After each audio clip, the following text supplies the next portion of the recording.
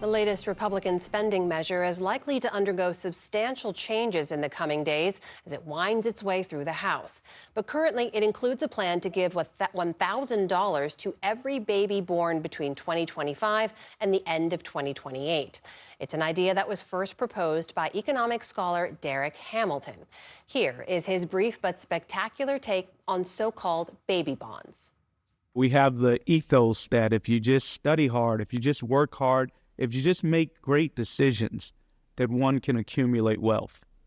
Now, certainly, studying hard, working hard, astute decision makings are beneficial, but they are limited if you don't have capital in the first place.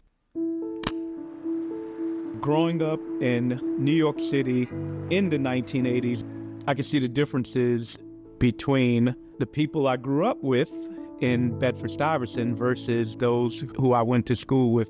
I had the privilege of being able to go to an elite private school, Brooklyn Friends School. The individuals in both of the environments, the love, the care, they didn't vary that much. But what did vary was economic circumstance and what that could afford people. The typical Black family has less than a dime for every dollar in wealth as the typical white family. In fact, when Black households acquire more income or more education, if you compare them to their white counterparts, the gap does not reduce, it grows.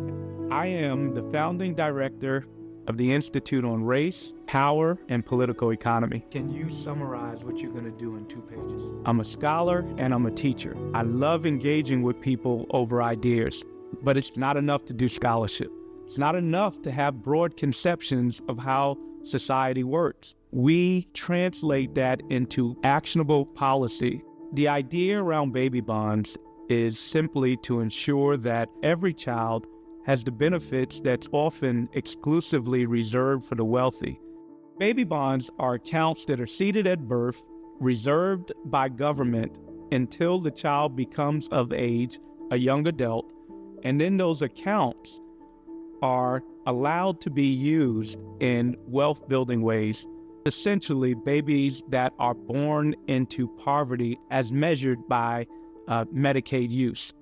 In July of 2023, the first baby to get a baby bonds in Connecticut happened. When they become 18 years old, that initial $3,200 will grow somewhere between $10,000 to $18,000, depending on how well the market does and how well those accounts are managed. And that child will be able to use that money to provide a down payment on a home, finance higher education, or start a business. People are not free if they don't have resource, if they don't have economic rights, if they don't have rights to capital. At the Institute, we're committed to building an economy grounded in human rights. We're investing in guaranteed income. We're investing in reparations. And guess what? It turns out it benefits us all. My name is Derek Hamilton. This is my brief but spectacular take on building a birthright to capital.